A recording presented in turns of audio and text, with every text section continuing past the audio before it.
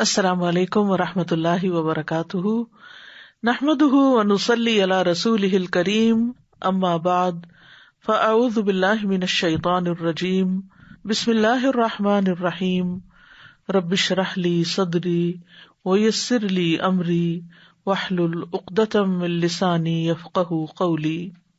وَأَنفِقُوا مِمَّا رَزَقْنَاكُم مِّن قَبْلِ أَن يَأْتِيَ أَحَدَكُمُ الْمَوْتُ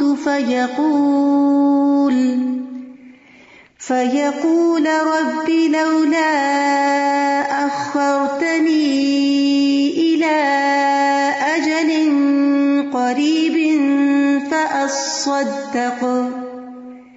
فَأَصَّدَّقَ وَأَكُن مِّنَ الصَّالِحِينَ۔ وَأَنفِقُوا مِمَّا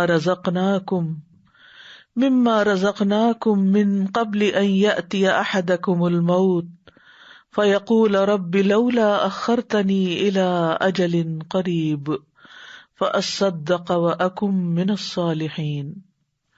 اور اس میں سے خرچ کرو جو ہم نے تمہیں دیا ہے، اس سے پہلے کہ تم میں سے کسی کو موت آ جائے، پھر وہ کہے اے میرے رب، تو نے مجھے قریب مدت تک مہلت کیوں نہ دی کہ میں صدقہ کرتا اور نیک لوگوں میں سے ہو جاتا۔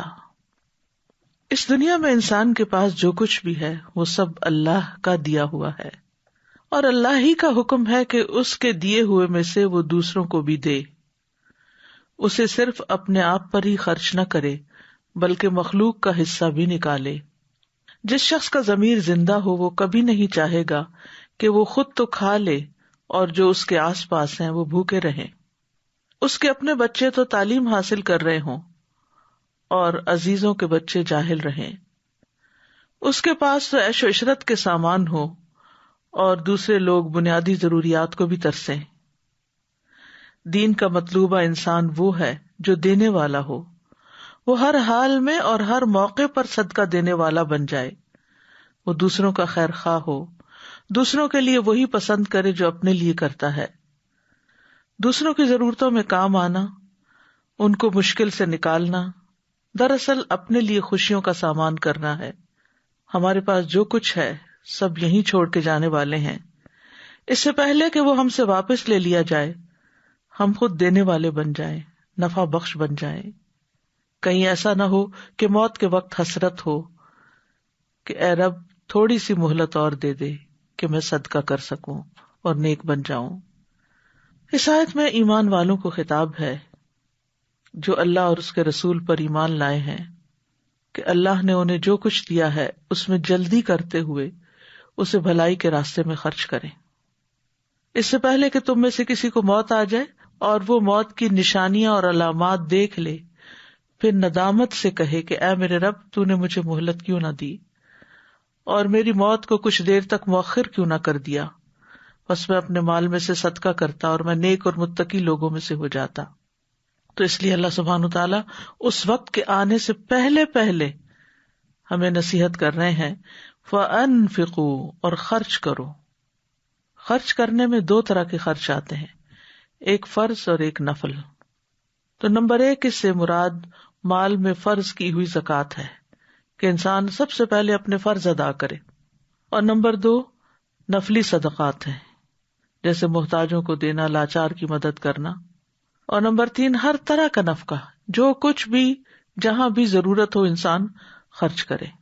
تو گویا اس میں نفقات واجبہ بھی ہیں، مثلاً زکوٰۃ، کفارات، اہل و عیال اور غلاموں وغیرہ کا نان نفقہ، اور نفقات مستحبہ بھی ہیں کہ تمام مصالح اور نیکی کے کاموں میں خرچ کرنا، اور خیر کا کوئی کام بھی ہے یعنی بھلائی اور اطاعت کے کاموں میں خرچ کرنا۔ تو اس میں فرضی زکوٰۃ اور نفلی صدقات اور نیکی اور خیر کے سارے کام شامل ہو جاتے ہیں۔ اور مما رزقناکم کا معنی کیا ہے کہ اللہ نے بس اسی کا مکلف ان کو قرار دیا ہے جو ان کو اللہ نے دیا ہے، جو ان کے ہاتھ میں نہیں، جو ان کے پاس نہیں، اس کو اللہ کے راستے میں نکالنے کا حکم بھی نہیں کیونکہ وہ ان کے پاس نہیں۔ تو یہ دراصل دینے والے کا شکر ادا کرنا ہے۔ مما رزقناکم، اس میں سے جو ہم نے تمہیں رزق عطا کیا ہے، تو شکر ادا کرو اس ذات کا جس نے تمہیں عطا کیا، تمہیں محتاج نہیں بنایا دوسروں کا، تمہیں دینے والا بنایا. اور پھر یہاں سارے مال کو خرچ کرنا مراد نہیں، کیونکہ فرمایا مما، اس میں سے جو، یعنی سارا نہیں دے دو، جو ہم نے تمہیں دیا ہے اس میں سے کچھ دو، کیونکہ انسان جس مال کا مالک ہے اس میں سے کچھ مال خرچ کرنا مطلوب ہے، سارا مال خرچ کرنا مقصد نہیں. اور یہ اللہ تعالیٰ کی اپنے بندوں پر آسانی ہے. اس سے بھی پتہ چلتا ہے کہ ہماری شریعت ایک آسان شریعت ہے. پھر فرمایا من قبل ان یأتی احدکم الموت، اس سے پہلے کہ تم میں سے کسی کو موت آ جائے. منافق موت کے وقت کہتا ہے کہ یا اللہ ایک دفعہ دنیا میں واپس بھیج تاکہ وہ اپنے فرائض ادا کر سکے اور اللہ کے احکامات پر عمل کر کے اللہ کا پسندیدہ بن سکے. تو بات یہ کہ موت کے وقت تو پھر کسی کی نہیں سنی جاتی، پھر تو موت کا فرشتہ جان لے کے ہی جاتا ہے. اس لیے اس معاملے میں جلدی کرنی چاہیے، نیکی کے کام اور سوچ سوچ کے اور ٹھہر ٹھہر کے نہیں، بلکہ جو جب جہاں جس چیز کا موقع ہو انسان اسے کر ڈالے. آج صحت ہے، کل نہیں معلوم کیا حال ہوگا.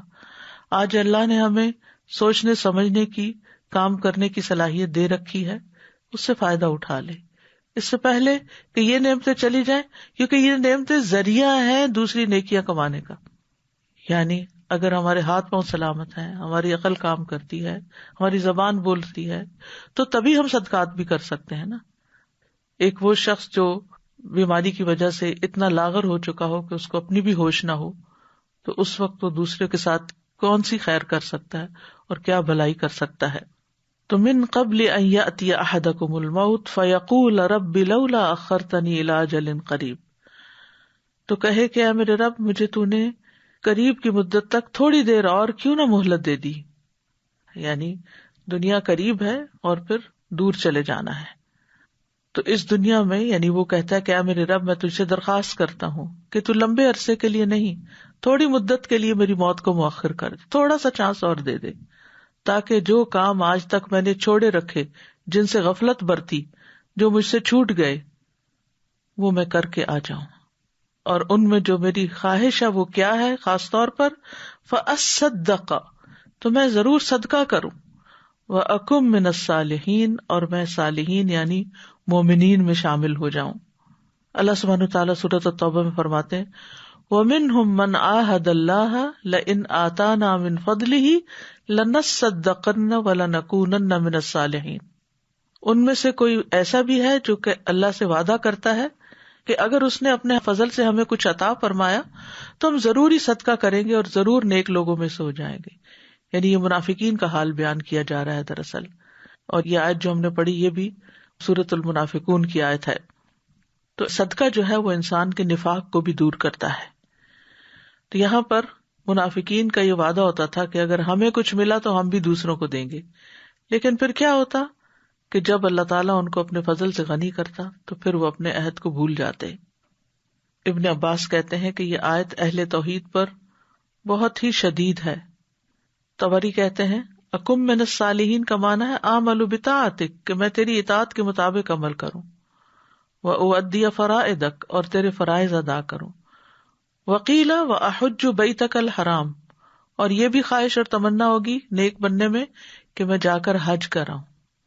جب انسان کے پاس جوانی ہوتی، صحت ہوتی ہے، طرح طرح کے بہانے کر کے اس فریضے کو ٹالتا رہتا ہے، لیکن موت کے وقت اس کو یاد آ جاتا ہے کہ میری بہت بڑی ذمہ داری ابھی باقی ہے، تو وہ تمنا کرتا ہے کہ کاش مجھے موقع مل جائے تو اب میں ضرور حج پہ چلا جاؤں گا. تو یہاں پر بنیادی طور پر فرائض کی ادائیگی کی التجا کرے گا. وَأَكُن مِّنَ الصَّالِحِينَ، کیونکہ جب تک کوئی اپنا فرض ادا نہیں کرتا وہ صالح نہیں کہلا سکتا. یعنی ایک شخص ہے وہ نفلی صدقات کرتا رہتا ہے، لوگوں سے اچھے اخلاق سے پیش آتا ہے وغیرہ وغیرہ، لیکن فرائض سے غافل ہے، نماز نہیں پڑھتا، زکوٰۃ نہیں دیتا، حج نہیں کیا، روزے نہیں رکھتا، تو ایسا شخص چاہے ویسے دنیا میں بڑے بڑے کمالات کر لے لیکن وہ صالحین میں شمار نہیں ہوگا. صالح ہونے کی بنیادی شرط ہے، پہلی شرط ہے فرائض کا ادا کرنا.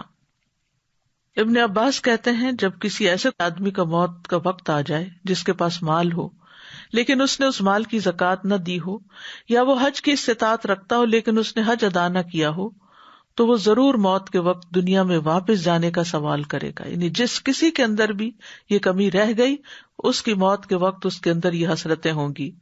پھر انہوں نے یہ آیت پڑھی. تو اس سے یہ پتہ چلتا ہے کہ موت سے پہلے پہلے اپنے فرائض کو ادا کر لینا چاہیے، اور جس بھی عبادت کا وقت آ جائے، روزے کا آ جائے یا نماز کا آ جائے یا حج کا آ جائے، تو ان کو اپنے وقت پر ادا کرنا ضروری ہو جاتا ہے تاکہ انسان موت کے وقت حسرت سے بچ سکے. اس وقت انسان مہلت طلب کرے گا، لیکن پھر مہلت کہاں، جو ہو چکا سو ہو چکا، اور جو ہونے والا ہے اب وہ ہو کے رہے گا، اور ہر شخص سے اس کی کوتاہی کا حساب لیا جائے گا. بہترین صدقہ کیا ہے؟ ابو ہریرہ رضی اللہ عنہ کہتے ہیں، ایک شخص نے نبی صلی اللہ علیہ وسلم سے کہا، اے اللہ کے رسول، کون سا صدقہ افضل ہے؟ آپ نے فرمایا کہ تم اس حال میں صدقہ کرو کہ تم صحت مند ہو، مالدار ہونے کی توقع رکھتے ہو اور فقر سے ڈرتے ہو، یعنی درمیانے سے ہو، اور اتنی دیر مت لگاؤ کہ جب جان حلق تک آ جائے تو کہنے لگو کہ فلاں کو اتنا اور فلاں کو اتنا دے دو، حالانکہ اب تو وہ فلاں کا ہو ہی چکا، اب ان کے حق میں کیا وصیت کرو گے، اب تو وارثوں کا ہی ہے. بسر بن جحاش کہتے ہیں، ایک دن نبی صلی اللہ علیہ وسلم نے اپنے ہاتھ پر لعاب ڈالا اور اس پر اپنی انگلی رکھ کر فرمایا، اللہ فرماتا ہے، ابن آدم، تو مجھے کس طرح عاجز کر سکتا ہے جبکہ میں نے تجھے اس جیسی چیز سے پیدا کیا، حتیٰ کہ میں نے تجھے برابر اور معتدل بنا دیا تو دو چادروں کے درمیان چلنے لگا اور زمین پر تیری چاپ سنائی دینے لگی. تو نے مال جمع کیا اور روک کر رکھتا رہا، حتیٰ کہ جب روح نکل کر ہنسلی کی ہڈی میں پہنچی تو کہتا ہے کہ میں یہ چیز صدقہ کرتا ہوں، لیکن اب صدقہ کرنے کا وقت کہاں ہے. سورۃ البقرہ میں بھی اللہ تعالیٰ فرماتے ہیں، یا ایھا الذین آمنوا انفقوا مما رزقناکم من قبل ان یأتی یوم لا بیع فیہ ولا خلۃ ولا شفاعۃ والکافرون ھم الظالمون. اے لوگو جو ایمان لائے ہو، خرچ کرو اس رزق میں سے جو ہم نے تمہیں دیا ہے، اس سے پہلے کہ وہ دن آ جائے جس میں نہ کوئی خرید و فروخت ہوگی، نہ کوئی دوستی اور نہ کوئی سفارش کام آئے گی، اور کافر لوگ ہی دراصل ظالم ہیں. موت کے وقت عمل کرنے کی حسرتیں ہوں گی. سورۃ المؤمنون میں فرمایا، حتی اذا جاء احدهم الموت قال رب ارجعون لعلی اعمل صالحا فیما ترکت کلا انہا کلمۃ هو قائلها ومن ورائہم برزخ الی یوم یبعثون. یہاں تک کہ جب ان میں سے کسی کے پاس موت آتی ہے تو کہتا ہے، اے میرے رب، مجھے واپس بھیجو تاکہ میں جو کچھ چھوڑ آیا ہوں اس میں کوئی نیک عمل کر لوں. ہرگز نہیں، یہ تو ایک بات ہے جسے وہ کہنے والا کہہ رہا ہے. اور ان کے پیچھے اس دن تک جب وہ اٹھائے جائیں گے، یعنی قیامت کے دن تک، ایک پردہ ہے، برزخ ہے. یعنی اب تو کسی اور ہی فیز میں جا رہے ہیں، اب دنیا میں کرنے والے کاموں کی مہلت اور وقت ختم ہو چکا ہے. اسی طرح دیگر نیک کاموں کی بھی حسرت ہوگی. مثلاً موت کے وقت انسان کی حسرت ہوگی کہ کاش وہ رسول کی پیروی کرتا. وَأَنذِرِ النَّاسَ يَوْمَ يَأْتِيهِمُ الْعَذَابُ فَيَقُولُ الَّذِينَ ظَلَمُوا رَبَّنَا أَخِّرْنَا إِلَىٰ أَجَلٍ قَرِيبٍ نُجِبْ دَعْوَتَكَ وَنَتَّبِعِ الرُّسُلَ أَوَلَمْ تَكُونُوا أَقْسَمْتُم مِّن قَبْلُ مَا لَكُم مِّن زَوَالٍ. اور لوگوں کو اس دن سے ڈرائیں جب ان پر عذاب آئے گا تو وہ لوگ جنہوں نے ظلم کیا وہ کہیں گے، اے ہمارے رب، ہمیں قریب وقت تک مہلت دے دے، ہم تیری دعوت قبول کریں اور ہم رسولوں کی پیروی کریں، تھوڑا سا وقت اور مل جائے، اب ہم سنت کا اتباع کریں گے. اور کیا تم نے اس سے پہلے قسمیں نہ کھائی تھی کہ تمہارے لیے کوئی بھی زوال نہیں؟ یعنی جب دنیا میں تمہیں طاقت ملی ہوئی تھی، مال ملا ہوا تھا، صحت تھی، جوانی تھی، سب کچھ، تو تم سمجھتے تھے کہ یہ بلا کیسے ختم ہو سکتا ہے. تو فَأَصَّدَّقَ وَأَكُن مِّنَ الصَّالِحِينَ، تو میں صدقہ کرتا اور میں نیک لوگوں میں ہو سکتا. تو اس آیت میں بنیادی طور پر صدقہ کرنے کی اور نیک بننے کی اہمیت کا اندازہ ہوتا ہے، اور فرض اور نفلی صدقات کی اہمیت پتہ چلتی ہے. صدقے کی تعریف کیا ہے؟ یہ کہ اللہ کے راستے میں ایک جائز چیز کو بطور صدقہ پیش کرنا جس میں نصاب اور مدت کی تعین نہیں ہوتی. تو اس لیے اس میں مادی اور معنوی اقوال، افعال سبھی شامل ہو جاتے ہیں. مال بھی شامل ہو جاتے ہیں جیسے سونا، چاندی، نقدی وغیرہ. جانور وغیرہ بھی شامل ہوتے ہیں جیسے بکری، بھیڑ وغیرہ، یا جن پہ سواری کی جاتی ہے، گدھا، گھوڑا وغیرہ، یعنی یہ بھی صدقہ کیا جا سکتا ہے. کھانے اور مشروبات وغیرہ جو ہم کھاتے پیتے ہیں، کھانے میں سے چاہے اس کو راشن کی شکل میں دیا جائے، چاہے کوکڈ فوڈ ہو کسی بھی شکل میں.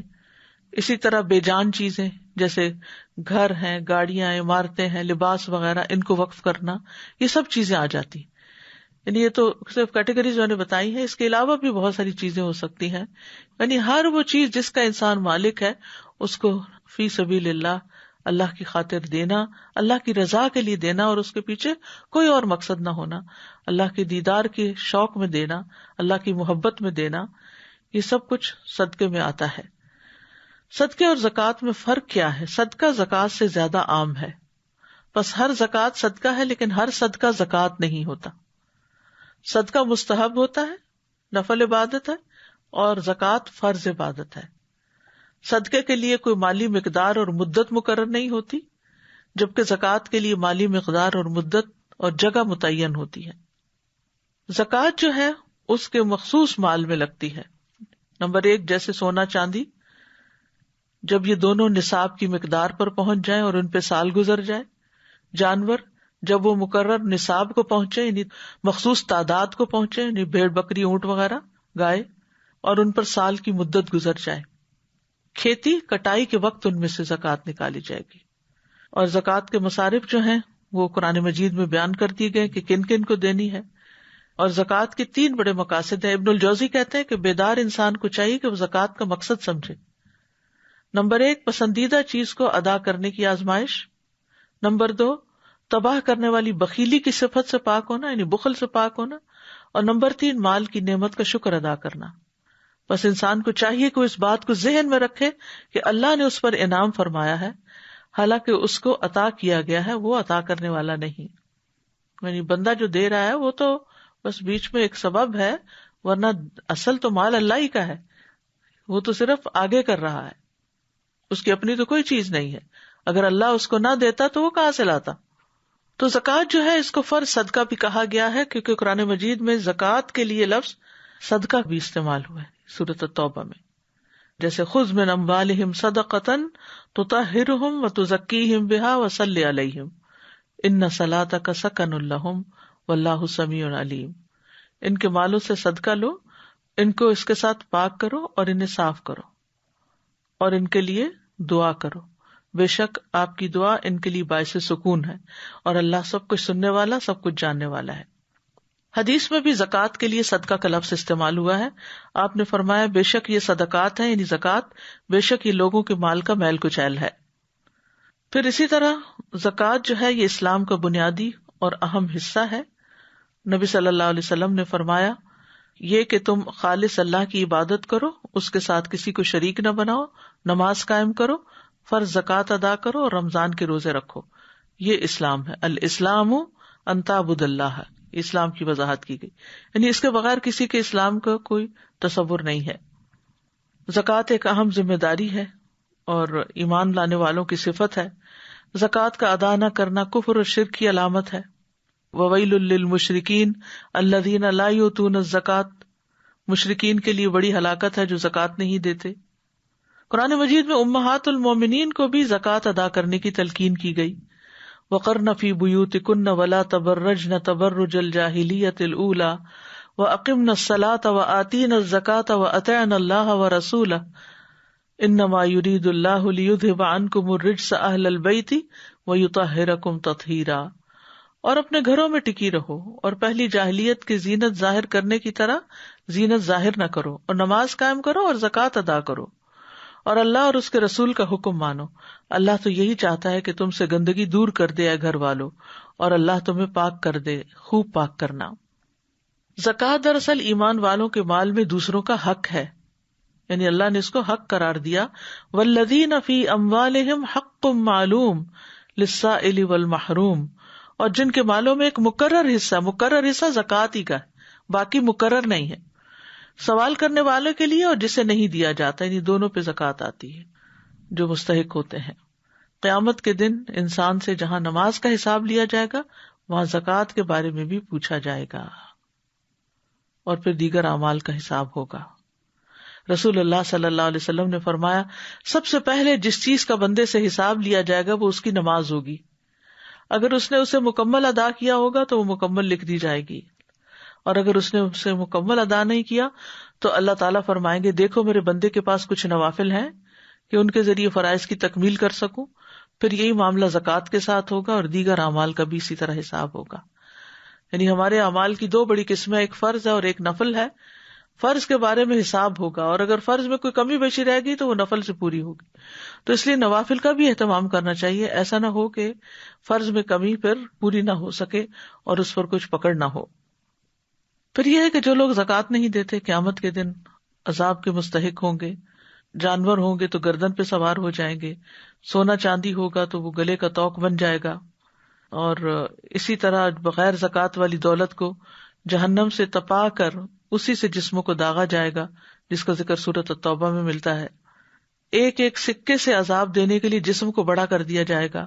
عبداللہ بن مسعود رضی اللہ عنہ روایت کرتے ہیں قیامت کے دن آدمی کو اس طرح نہیں داغا جائے گا کہ درہم درہم کو چھوئے یا دینار دینار کو چھوئے، یعنی ڈھیر لا کے نہیں رکھا جائے گا، بلکہ اس کی جلد کو اتنا اسٹریچ کر دیا جائے گا حتیٰ کہ درہم و دینار کو الگ الگ رکھا جا سکے، تپا کے ان کے اوپر.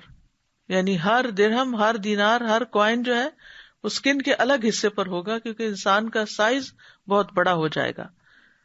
اسی طرح جس زیور کا حق ادا نہ ہو وہ آگ کا زیور ہے. اسماء بنت یزید کہتی ہیں میں اور میری خالہ نبی صلی اللہ علیہ وسلم کی خدمت میں حاضر ہوئیں. ہم نے سونے کے کنگن پہن رکھے تھے. آپ نے فرمایا کیا تم دونوں اس کی زکوٰۃ دیتی ہو؟ ہم نے کہا نہیں. آپ نے فرمایا کیا تم اس بات سے نہیں ڈرتی کہ اللہ تمہیں آگ کے کنگن پہنائے؟ ان کی زکوٰۃ ادا کرو. ایک اور روایت ہے مسند احمد کی، عمرو بن شعیب اپنے والد سے اور وہ اپنے دادا سے روایت کرتے ہیں، وہ کہتے ہیں کہ نبی صلی اللہ علیہ وسلم کی خدمت میں ایک مرتبہ دو عورتیں آئیں جن کے ہاتھوں میں سونے کے کنگن تھے. تو رسول اللہ صلی اللہ علیہ وسلم نے فرمایا کیا تم دونوں اس بات کو پسند کرتی ہو کہ اللہ تمہیں قیامت کے دن آگ کے کنگن پہنائے؟ وہ کہنے لگی نہیں. آپ نے فرمایا پھر یہ تمہارے ہاتھوں میں جو کنگن ہے ان کا حق ادا کر دو. تو یوں محسوس ہوتا ہے یہ اوپر والی روایت ہے جس کی تائید دوسری سورس سے بھی ہو رہی ہے، اور ہو سکتا ہے کہ دو اور خواتین ہوں. بہرحال زکوٰۃ دینے کے فائدے بھی ہیں، صرف فرض ہی ادا نہیں ہوتا بلکہ دنیا میں بھی اس سے فائدہ ملتا ہے اور آخرت میں بھی. قیامت کے دن ہر قسم کے خوف اور غم سے نجات کا باعث ہوگا. ان الذین آمنوا وعملوا الصالحات واقاموا الصلاۃ وآتوا الزکاۃ لہم اجرہم عند ربہم ولا خوف علیہم ولا ہم یحزنون.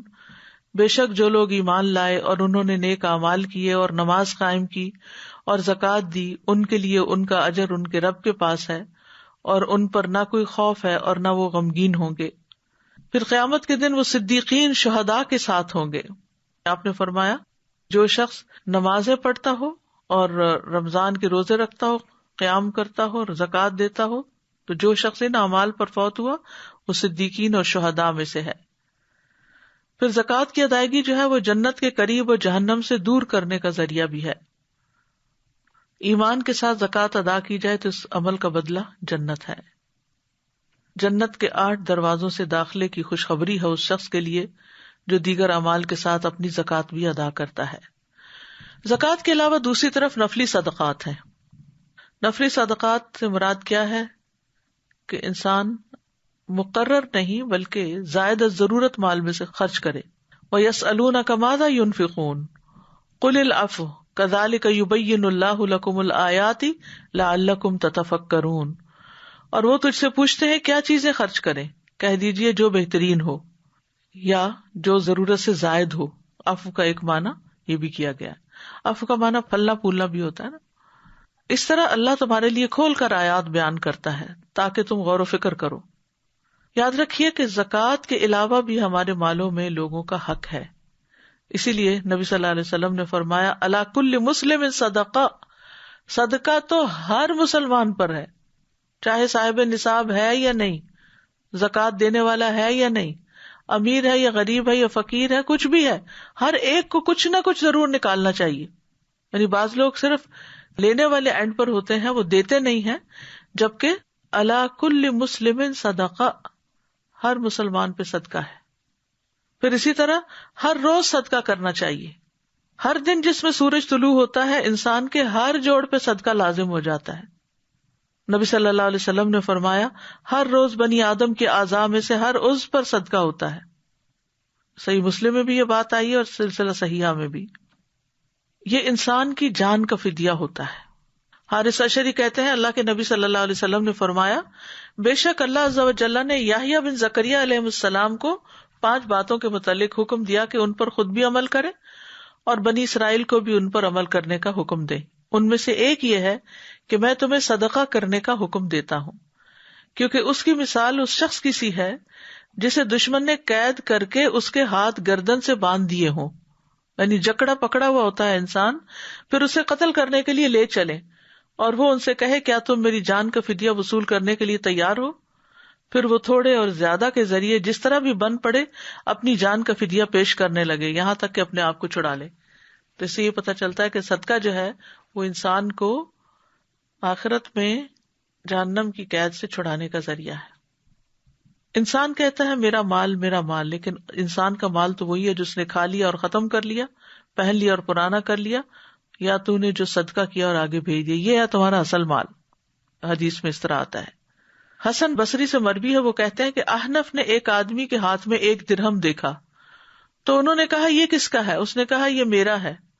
انہوں نے کہا یہ اس وقت تک تمہارا درہم نہیں ہے جب تک تم اسے اجر و ثواب کے کام میں یا شکر حاصل کرنے کے لیے خرچ نہ کرو.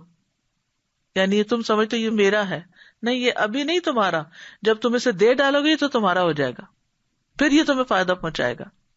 پھر انہوں نے یہ شعر پڑھا اگر تم مال کو سنبھال کر رکھو گے تو تم مال کے لیے ہو، اور جب تم مال کو خرچ کر دو گے تو وہ مال تمہارے لیے ہوگا. یعنی تمہیں مال اسی وقت فائدہ دے گا جب تم اس کو خرچ کر ڈالو گے. دنیاوی اعتبار سے بھی آپ دیکھیں کہ اگر صرف بینک میں پیسے رکھے ہوئے یا آپ کے بیگ میں پیسے رکھے ہوئے تو آپ کو کوئی فائدہ نہیں دے رہے، they are just staying there. لیکن جب آپ اس سے کوئی چیز خرید کے، مثلا کھانے کی کوئی چیز خرید کے کھاتے ہیں تو آپ کو فائدہ پہنچتا ہے، یا آپ کوئی کپڑا لے کے پہنتے ہیں، یا آپ کسی بھی طرح اپنے آپ کو کمفرٹیبل کرنے کے لیے کہیں پر بھی خرچ کرتے ہیں، تو وہ اس وقت آپ کو فائدہ دیتا ہے جب وہ آپ کے ہاتھ سے نکل جاتا ہے، ورنہ اس کی حفاظت آپ ہی کو کرنی پڑتی ہے. اور آخرت کے اعتبار سے بھی جب یہ ہمارے ہاتھ سے نکل کر ہم سے پہلے آگے پہنچا ہوا ہوگا تو پھر ہمارے لیے آسانی کا ذریعہ بنے گا. عمر رضی اللہ عنہ کہتے ہیں مجھے بتایا گیا اعمال آپس میں فخر کرتے ہیں تو صدقہ کہتا ہے میں تم میں سب سے افضل ہوں، کیونکہ انسان جو ہے مال کی محبت میں بہت شدید ہے. وَإِنَّهُ لِحُبِّ الْخَيْرِ لَشَدِيدٌ. تو جس چیز کی محبت جتنی زیادہ ہو پھر اس کو اپنے سے جدا کرنا اتنا ہی اجر و ثواب کا باعث بن جاتا ہے. ابو قتادہ کہتے ہیں کہ رسول اللہ صلی اللہ علیہ وسلم نے فرمایا لوگو اللہ سے اس کے دیے ہوئے مال کے بدلے اپنے نفسوں کو خرید لو. اگر تم میں سے کوئی بخل کرے کہ اپنا مال لوگوں کو نہ دے تو وہ اپنے آپ سے شروع کرے، خود پہ صدقہ کرے. اللہ عز و جل کے دیے ہوئے رزق میں سے کھائے اور پہنے. یعنی پسندیدہ کیا ہے؟ نکالنا، خرچ کرنا، استعمال کرنا. پھر اسی طرح مال خرچ کرنا، صدقہ کرنا فتنوں کا کفارہ ہے. ایک حدیث ہے کہ آپ نے فتنوں کے بارے میں کیا فرمایا تھا، تو راوی کہتے ہیں میں نے کہا انسان کا وہ فتنہ جو اس کی بیوی، اولاد اور پڑوسی میں ہوتا ہے، نماز، صدقہ اور اچھی بات اس کے لیے کفارہ بن جاتا ہے، یعنی ساتھ ساتھ صفائی ہو جاتی ہے. صدقہ شیطان پہ بہت بھاری ہوتا ہے. الشیطان یعدکم الفقر، اسی لیے وہ تمہیں فقر سے ڈراتا ہے کہ اگر خرچ کرو گے یا صدقہ کرو گے تو تمہارا اپنا کیا بنے گا، تم محتاج ہو جاؤ گے. نبی صلی اللہ علیہ وسلم نے فرمایا جب آدمی اپنا صدقہ نکالتا ہے تو وہ اس کے ساتھ 70 شیطانوں کے جبڑے توڑ کر صدقہ کرتا ہے. صدقہ کرنے کے فائدے کیا ہیں؟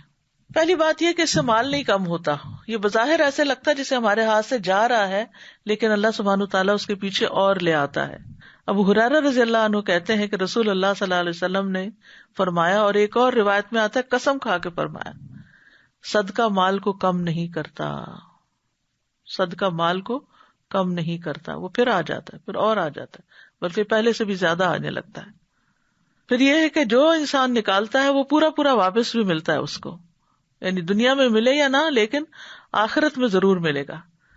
وَمَا تُنْفِقُوا مِنْ خَيْرٍ فَلِأَنفُسِكُمْ وَمَا تُنْفِقُونَ إِلَّا ابْتِغَاءَ وَجْهِ اللَّهِ وَمَا تُنْفِقُوا مِنْ خَيْرٍ يُوَفَّ إِلَيْكُمْ وَأَنْتُمْ لَا تُظْلَمُونَ.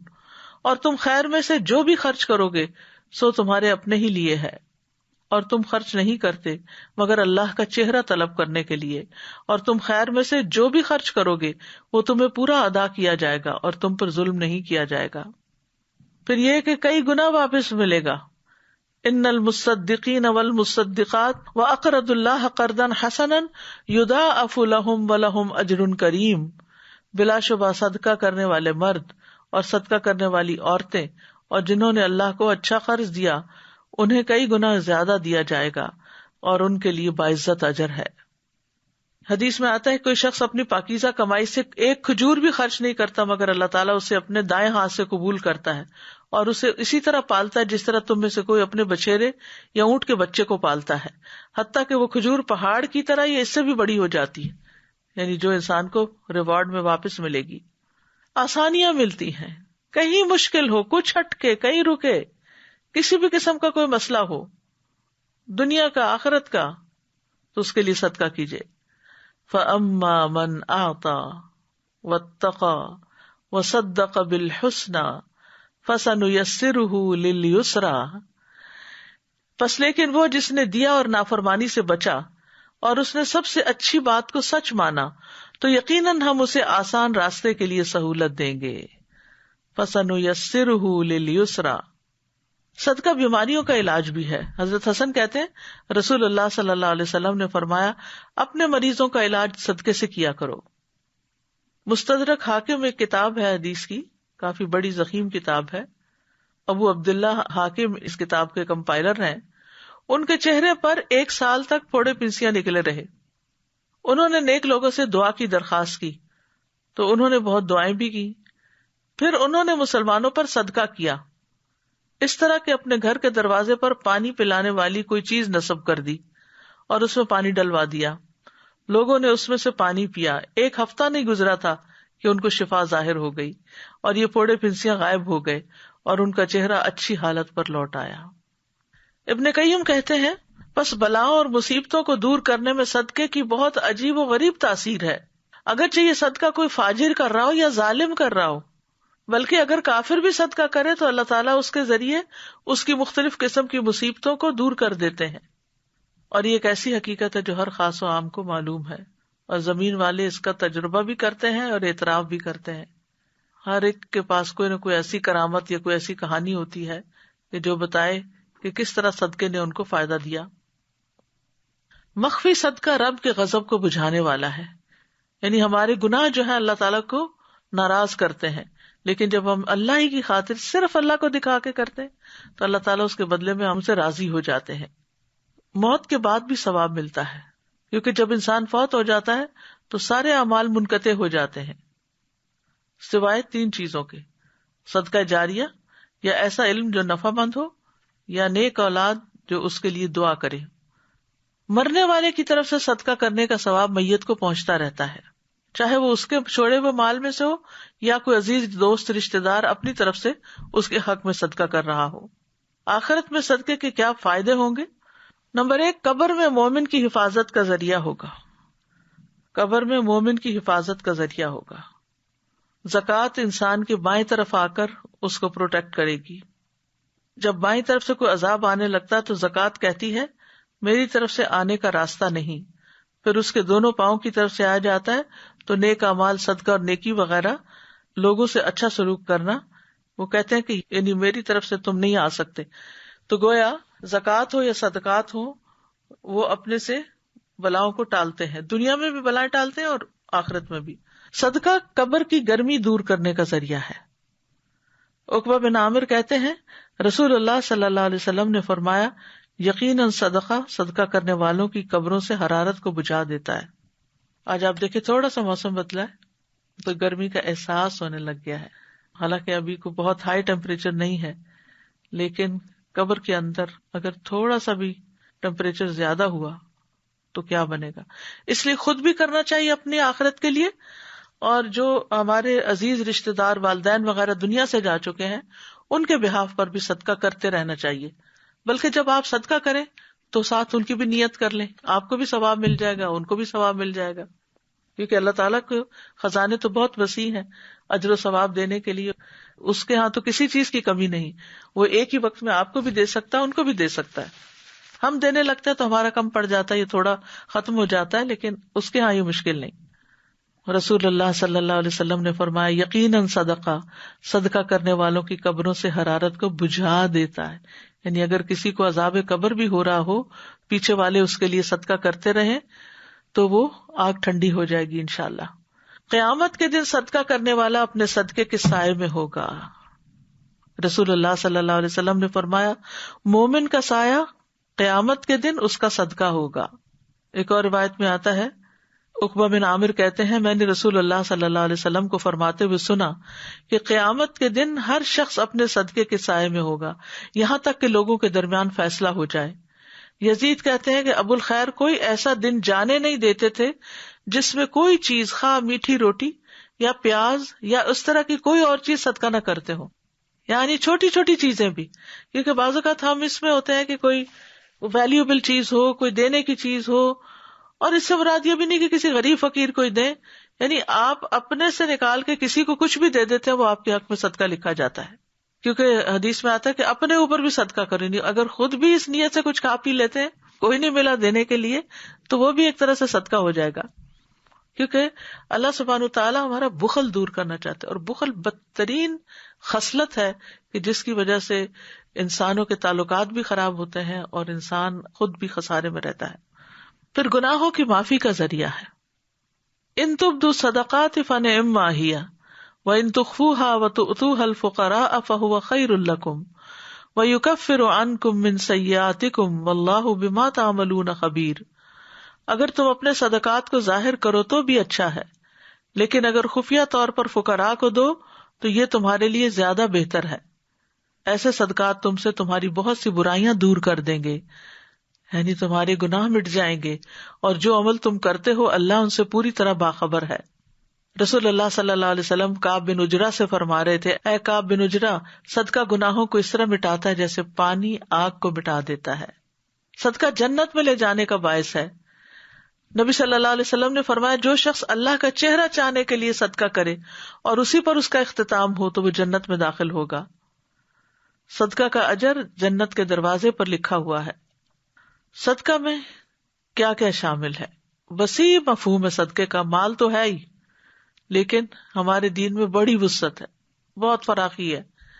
نبی صلی اللہ علیہ وسلم نے فرمایا کل معروف صدقہ، ہر اچھا کام اچھی بات صدقہ ہے. ایک اور جگہ پر آتا ہے الکلمۃ الطیبۃ صدقہ، اچھی بات بھی صدقہ ہے. کوئی اچھی بات کسی سے آپ شیئر کرتے ہیں گویا آپ صدقہ کر رہے ہیں. اپنے بھائی کی کسی بھی طرح کی مدد صدقہ ہے. آپ نے فرمایا تمہارا اپنے بھائی کو دیکھ کر مسکرانا بھی تمہارے لیے صدقہ ہے.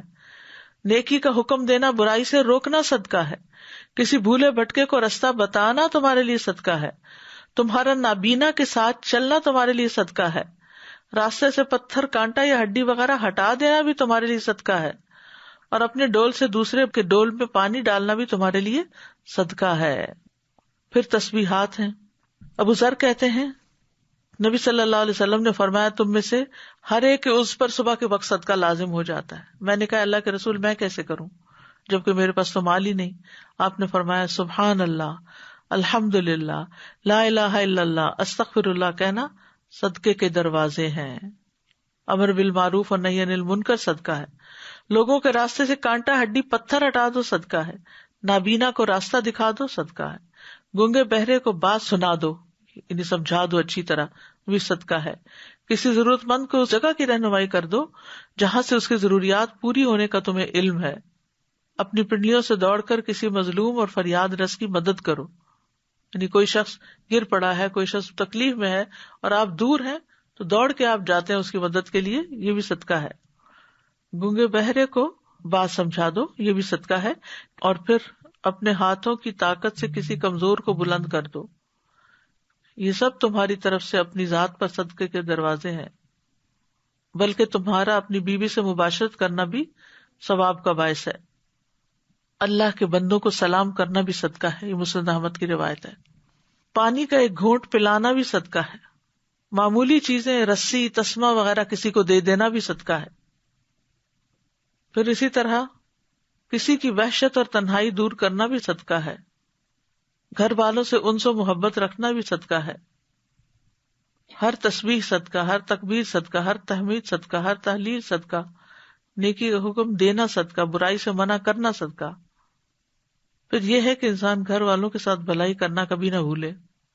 گھر والوں پر خرچ کرنا وہ بھی صدقہ ہے. گھر والوں اور خادم کو کھلانا بھی صدقہ ہے. اپنی بیوی کو پانی پلانا بھی صدقہ ہے. شجرکاری میں حصہ لینا بھی صدقہ ہے. قرض دینا بھی صدقہ ہے. 2 لوگوں کے درمیان صلح کروا دینا بھی صدقہ ہے. اپنے شر سے دوسروں کو بچانا بھی صدقہ ہے. سب سے افضل صدقہ کون سا ہے؟ جو انسان گھر والوں پہ کرتا ہے. اللہ کے راستے میں کوئی خیمہ یا کوئی خادم دیتا ہے. تندرستی اور حالت غنا میں کیا ہوا صدقہ ہے. ایسا صدقہ جس کے بعد آدمی مالدار رہے. بہرحال صدقے کے لیے کچھ شرائط بھی ہیں. نمبر 1، صدقہ حرام مال سے نہ کیا گیا ہو. قل لا يستوي الخبيث والطيب ولو اعجبك كثرة الخبيث، کہہ دیجیے ناپاک اور پاک برابر نہیں، خواہ ناپاک کی کثرت تجھے تعجب میں ڈالے. پھر خالص اللہ کی رضا کے لیے دیا ہوا صدقہ سب سے افضل ہے. ریاکاری اور احسان نہ جتلایا جائے. سلف صالحین خوش دلی سے صدقہ کیا کرتے تھے. جیسے کسی سائل کو دروازے پہ دیکھتے تو ایک دم کھل اٹھتے کہ کوئی لینے کے لیے آیا، نیکی کا موقع دینے آیا. وہ کہتے مرحبا اس آدمی کو جو میرے گناہ دھونے آیا. ایسے صدقہ کرنا چاہیے کہ دایاں ہاتھ دے تو بائیں کو پتہ بھی نہ چلے کیا کیا دائیں نے. یعنی چھپا ہوا صدقہ زیادہ پسندیدہ ہے. بغیر گن صدقہ کرنا، کھیتوں، باغوں اور دیگر اسی قسم کی چیزوں سے غرباء اور فقراء کو لینے دینا. اللہ سے اچھی دعا کرنا، اللہم انی اسألک الہدی والتقی والعفاف والغنی. اے اللہ میں تجھ سے دعا کرتا ہوں کہ مجھے ہدایت عطا کر، تقوی اور پاک دامنی اور غنا عطا فرما. پھر حسن خاتمہ کی دعا کرنا. اور کرنے کے کاموں میں یہ ہے کہ اپنے آپ کو عادت ڈالیں کہ انسان صدقہ کرے، کہ کھجور کا ٹکڑا ہی کیوں نہ ہو. اپنے ہاتھ سے محنت کر کے کچھ صدقہ کر دیں. جو بھی وسائل یا صلاحیتیں اللہ نے آپ کو دیے ہیں ان کو استعمال کر کے نیکی کمائیں. جو چیز بھی پاس ہو اس میں سے صدقہ کر دیں. عورتیں کھانا پکانے میں صدقہ کریں. پھر اسی طرح دنیا کی بجائے آخرت کے مقابلے میں دوسروں سے مقابلہ کریں. ایسے لوگوں کو ڈھونڈیں جو آپ سے زیادہ صدقہ کرتے ہیں. پھر دیکھیں کہ وہ کس کس چیز میں کرتے ہیں، کیونکہ ہر دور کی ضروریات مختلف ہو جاتی ہیں. اللہ تعالی ہمیں عمل کرنے کی توفیق عطا فرمائے. وآخر دعوانا ان الحمد للہ رب العالمین. سبحانک اللہم وبحمدک اشہد ان لا الہ الا انت استغفرک واتوب الیک. السلام علیکم ورحمۃ اللہ وبرکاتہ.